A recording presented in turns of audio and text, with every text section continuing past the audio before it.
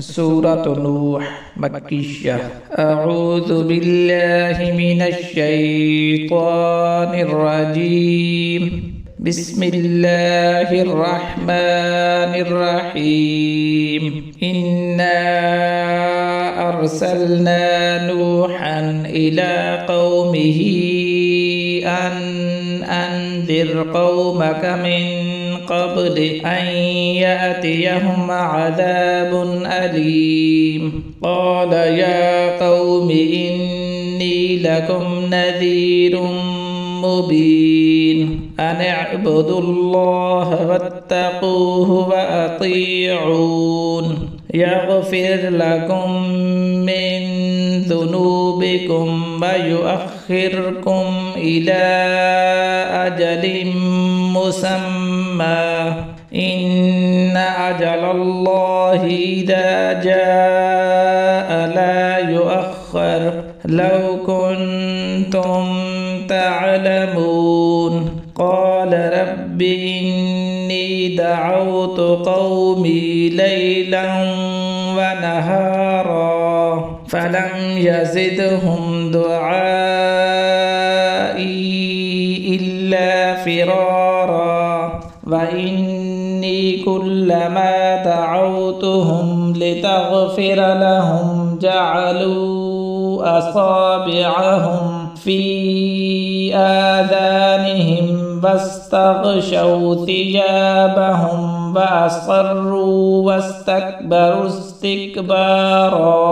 ثم إني دعوتهم جهارا ثم إني أعلنت لهم وأسررت لهم إسرارا. فقلت استغفروا ربكم إنه كان غفارا. يرسل السماء عليكم مدرارا ويمددكم بأموال وبنين ويجعل لكم جنات ويجعل لكم أنهارا.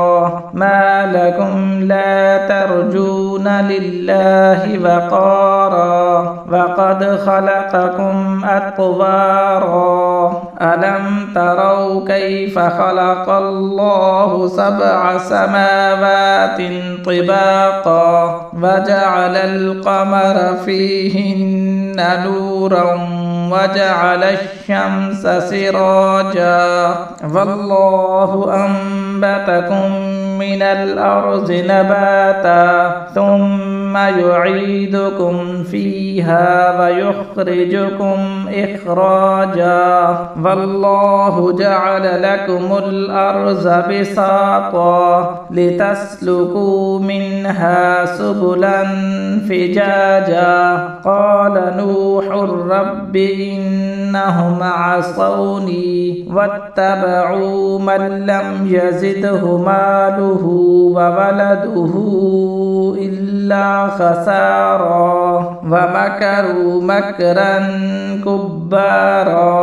وقالوا لا تذرن آلهتكم ولا تذرن ودا ولا سواعا ولا يغوث ويعوق ونسرا وقد أضلوا كثيرا. ولا تزد الظالمين إلا ضلالا. مما خطيئاتهم أغرقوا فأدخلوا نارا فلم يجدوا لهم من دون الله أنصارا.